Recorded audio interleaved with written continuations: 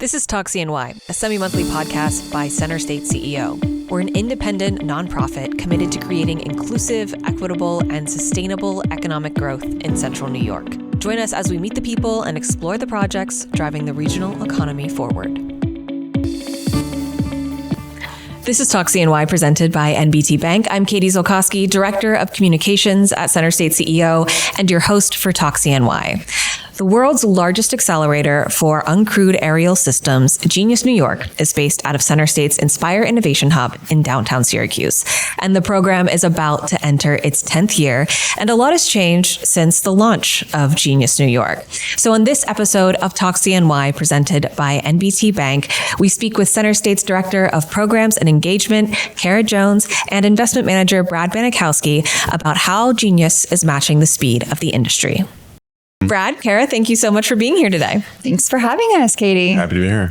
So Genius, it's been going on for nearly a decade now, and the program has evolved, the industry has evolved. Can you tell me a little bit about how things have changed, both for the program and the industry that it works in?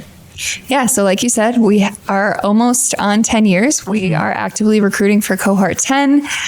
We have definitely seen some changes since year one in 2017. I think the teams that we have applying are coming from all parts of the world. They aren't just ideation stage companies. These are higher growth companies that are in the market generating revenue. So just on a team front, we're seeing more diverse teams that are actively in the market. And I'll just mention, so I've only been here about 3 years now, just almost 3 years. I've seen changes in the market, changes in the stages of the teams, even since I've been here. But definitely the regulatory market and the commercial market are accelerating now because of many different reasons happening in the world. But it's been an exciting time the last couple of years. Yeah, and how does Genius kind of fit into that when things are accelerating in the regulatory and commercial market and teams are changing? What does that bring to the program that's new and exciting each year? Yeah, I think it's fun because we're actually starting to see some of these businesses and use cases out in the real world. When we first started, you didn't see drones flying in the sky, and now you're seeing it used by public safety, by inspection.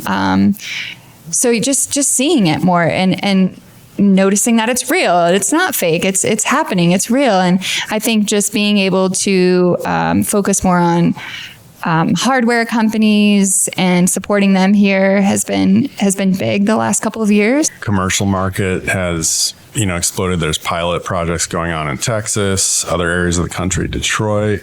We're doing a lot here locally with trying to figure out how to integrate drones into the airspace around airports and commercial airlines. And we've also seen, how it's changed in the defense market too, with war out in Ukraine. Can you tell me a little bit, as someone who manages the Genius portfolio, what types of companies Genius attracts? Who are those who are applying to the program and really getting the most out of what the region has to offer? Yeah, really, it's anything and everything. So we see applications from companies at different stages in different markets. Robotics companies, autonomous systems, pure software, pure hardware. We have hardware platforms. We have hardware payloads that go on drones. And what are payloads? Payloads are the things that go on the drones or under the drones. So anything it carries. Yeah, anything it carries. And Genius is also an accelerator and an investor in these teams. So can you explain how that shapes the program and impacts those who are involved with it? Yeah, so you're right, Katie. The program is an accelerator, but we do take investment in these companies. So it's a 1-year in-resident program here at Inspire. And our whole goal is to help scale these companies, get them to market, and continue to fundraise. And I'll let Brad chat about the investment side. Yeah, so not only are we trying to help them during the program, the acceleration phase, because we're an investor, we try to drive them to success after the program. So a lot of what we do is follow up with the portfolio companies, trying to help them find customers, find suppliers, find talent. And ultimately, we do a lot of follow-up meetings with companies over the years, at regular intervals, trying to assess what their needs are and how we can potentially help. So I want to kind of dig deeper on both of those aspects of the program. I'm going to start with the programmatic, the accelerator portion. So Kara, can you talk a little bit about the program itself? What is core to the curriculum of Genius? Yeah, that's a great question. Like Brad mentioned earlier, a lot of these companies are coming in at different stages, different industries, sometimes hardware, software. So it's not a cookie cutter program. We really try and meet companies, see where their struggles are, figure out their growth plan for the year, and work with them. So we have an amazing group of executive advisors where we have one-on-one meetings and we set up milestones to really help these teams scale. We do that through lots of different things, but a lot of it's community building. It's bringing in speakers and workshops and professionals to help these teams get to where they need to go. It's fundraising support. It's go-to-market strategy, it's hiring, manufacturing, you name it, we have the resources. Sure, yeah. But it is very individualized because companies are on different paths and they have different needs. So yes, there are commonalities and we love to see that. And that's part of how we choose companies is they're collaborative and not competitive. But it's different every year because we have a different cohort every year. I mean, that the collaboration aspect of Genius, I think, is something that not only comes up when we talk about it as an organization, but also among teams. When you talk to them, that's like the thing that stands out to them a lot of the time is that they enter the space and they often have the opportunity to collaborate with other teams in their cohort. So can you talk a little bit more about the intention behind that? Why is that so important and something that makes Genius special? Yeah, it's really important. I mean, it's hard when you have, they're all competing for $1 million. We'll start there. So it is a competition. They are still competing, yeah. But if they're also competing for the same customers, for the same pilots, it does make our jobs harder. And we're finding that it's kind of happening organically when we pick these teams. They're starting to think about, well, wait, my payload could be used on your drone and for this use case, and we can use this airworthiness thing for it. So it's kind of all coming together naturally and organically. And yes, we do put some ideas in folks' heads, but it's amazing to see at some one-on-one meetings like, oh, we're working with this company now, and we learned about this portfolio company. So it's kind of happening on its own, but we are intentional about not bringing in companies that are direct competitors too. Yeah, I'd say a lot of what we do, especially on the front end, is cohort construction and portfolio construction. Yeah. So we're looking when we take in applications and we select the companies for each cohort, make sure they're not overlapping. Hopefully they'll be complementary to each other. Right.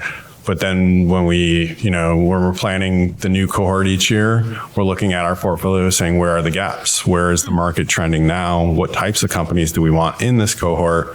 Who can they collaborate with both in the cohort and with the rest of their portfolio? So it's very intentional. Can you talk a little bit about maybe one or two examples of collaborations, both maybe within a cohort or across different years that stick out to you guys as a really either creative one or well-executed collaboration? I mean, one that I can think of off the top of my head, current cohort company Motivolo is working with Dropcopter. Yeah. So Motivolo is a drone platform, and a payload provider is Dropcopter, where they drop seeds onto pollinate. Yep. Yeah. So Dropcopter was a former Genius team then. Yeah. Another form of Genius team. Yeah. And they're working together. Yeah, there's so many examples. It's hard to pick just a few. I mean, one of our current cohort teams, Lighthouse Avionics, is working with a past company. I just saw that Resilience is working with Lamar to do building scans and using their drones. It happens. We can't even track all of it happening. I mean, True Weather Solutions, managing micro weather data for drones, like they're partnering with companies. So it's happening more than we think. But also we have a good hand in that as well. Because part of what we do when we're having those follow-up meetings with past portfolio companies is, hey, we now have a company in the current cohort that we think you can work with. Would you be willing or interested in introduction? And we do a lot of 100%. That. Yep. Yeah, we are on sort of the back end few months of cohort 9. We're getting ready for Innovation Night. So they're probably looking forward, thinking that they are going to go from active Genius cohort member to Genius alum soon. So what does it mean to be an alumni of the Genius program? What does that follow-up look like? What do people or founders expect from us after they leave the year-long accelerator? One thing we like to say is once you are a Genius New York client, member, whatever you want to call it, you're stuck with us. You're always going to be a Genius New York company. So when the program is over, it's not really over. Like Brad mentioned, we have an investment in these teams. We continue to meet with teams. We have quarterly meetups with our portfolio group. We're always, we want to make sure they're scaling. We want to help them. That's our job, right? So whether it's a introduction to a new customer, to an investor, each year we have a New York City event that I think 12 past teams came to. We have a yearly retreat. So they are stuck with us. And it's working. We love catching up with teams. And as Brad said, as we bring in a new cohort, we're making sure that cohort is aware of our past teams and vice versa so that everyone's kind of connected.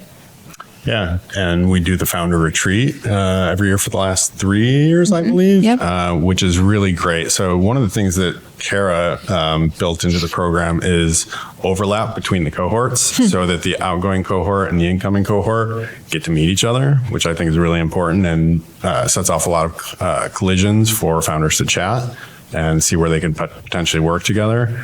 But companies that leave often reach back out to us and say, hey, I want to get reconnected to Genius and the other companies. So we have those all hands meetings, sometimes monthly, sometimes quarterly.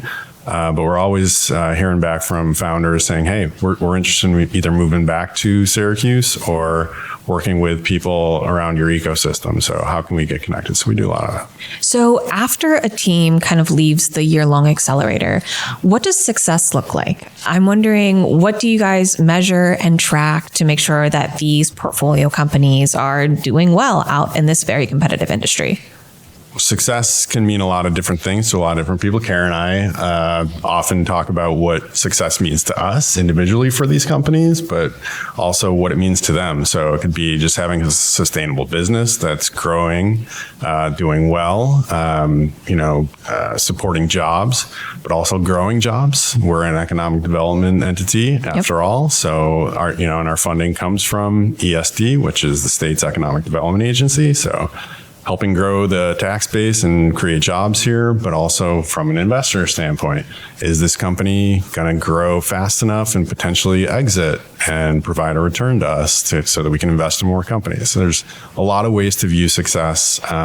We also take into account what the company wants to. Yeah. Can you tell me about one or two portfolio company success stories that either stick out to you or are kind of underway right now?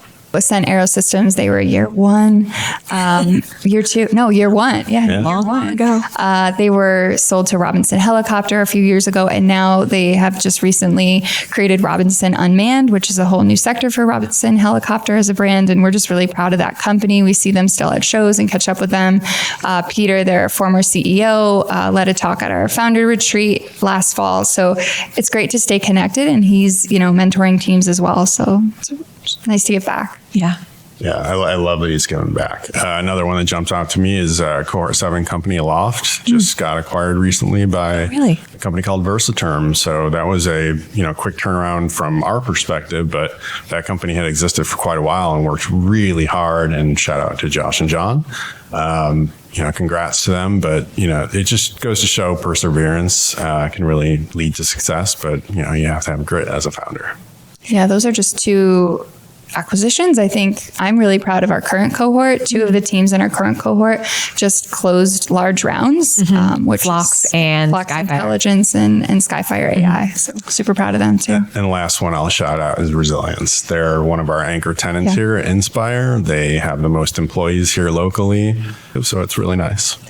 It's great to hear all these success stories, and I can't wait to talk more, but we are going to take a quick break so we can hear a word from our presenting sponsor, NBT Bank. I would recommend NBT Bank to any business.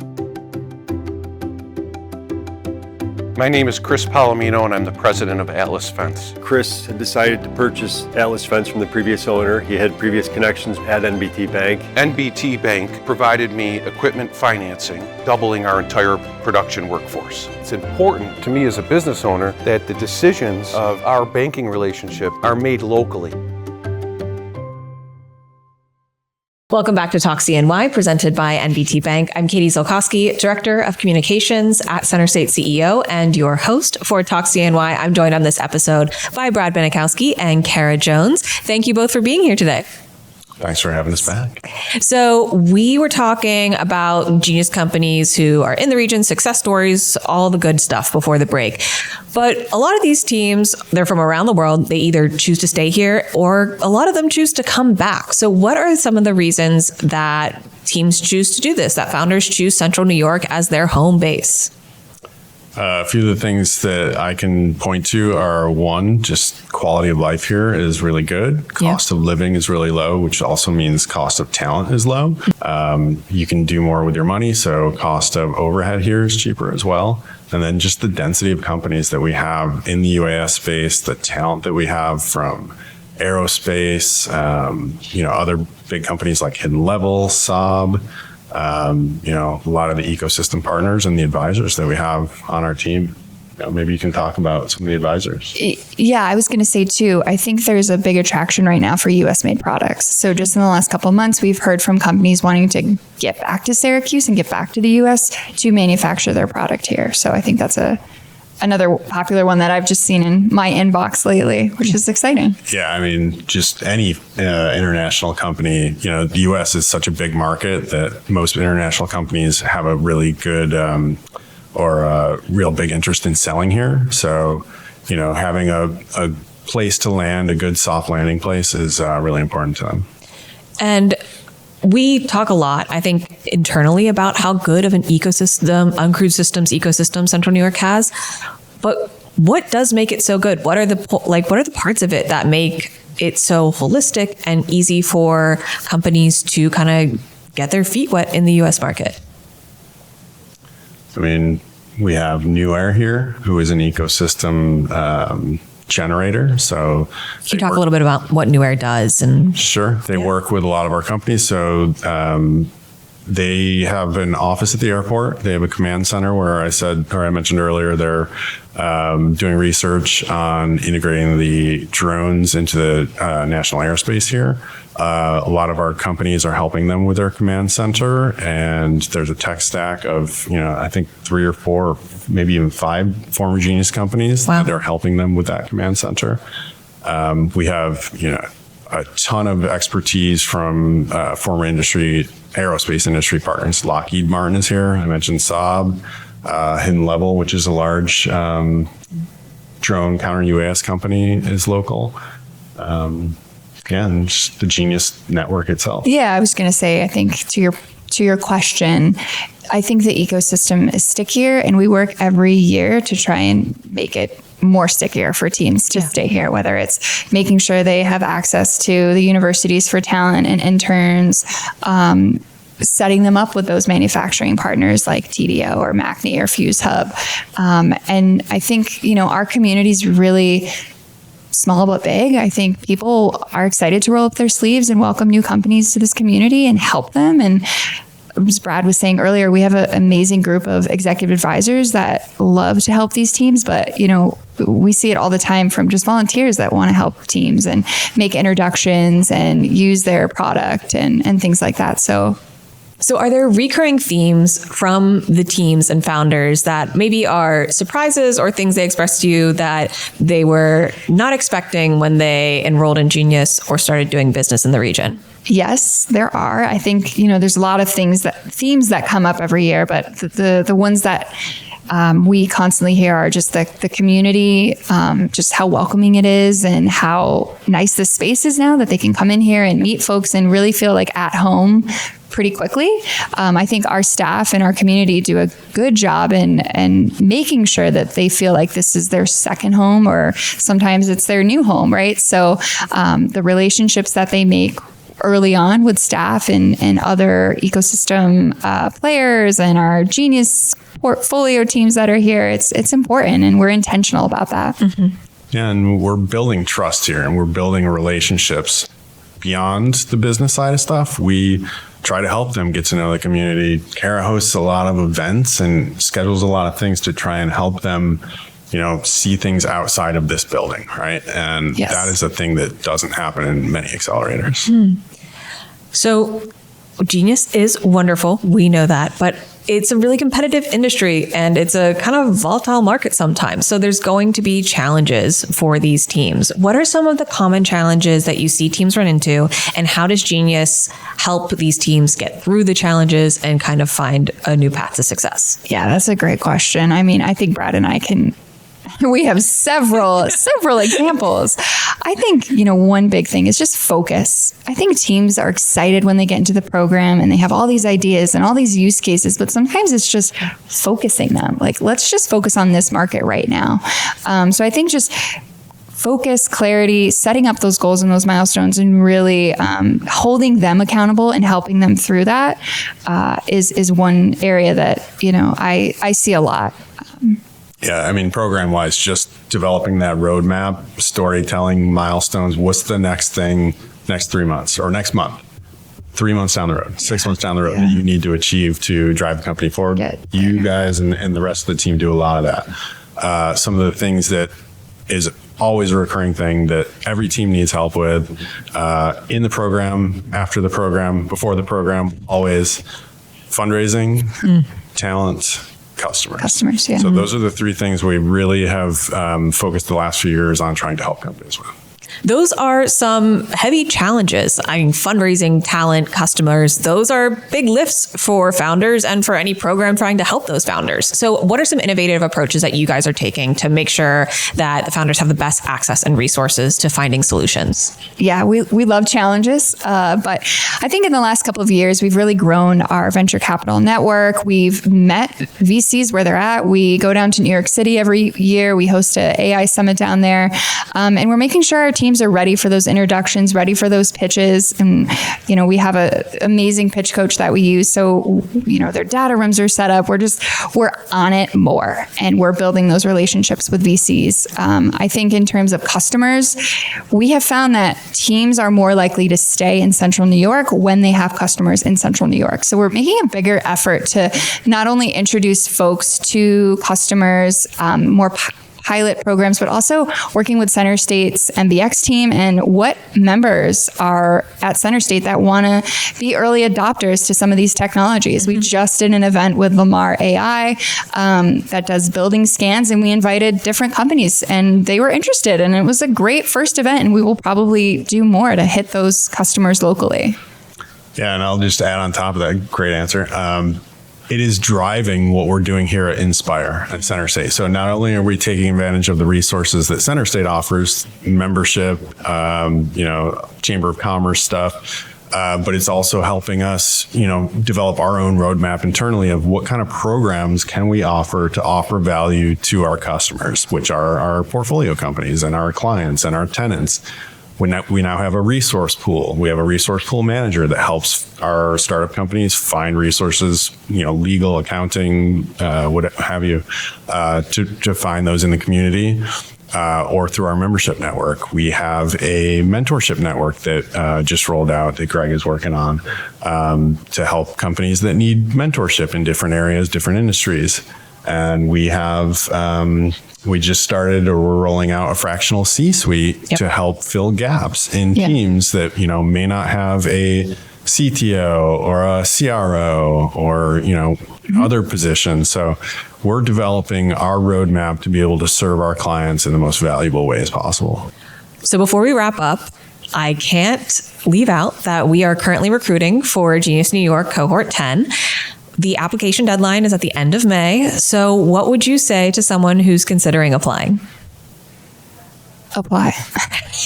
I feel like I get this question a lot. I'd say, if you're ready to take your company to the next level, to scale, if you need that support, if you need that accountability, if you want to do that in a region that's going to roll up their sleeves for you, you should seriously consider Genius New York.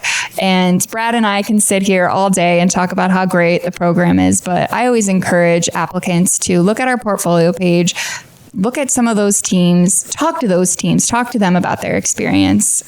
This is a good time to be in the industry, and it's, I'm excited to see what kind of new companies are going to apply this year. Yeah. And I'll just say from my perspective, if you are at an inflection point with your company, you're serious, you want to come work, you want to grow your company, you need some validation points to raise your next round or, make the next milestone, apply to Genius. We will help you. And where can you go to apply? You can visit our website at geniusnewyork.com.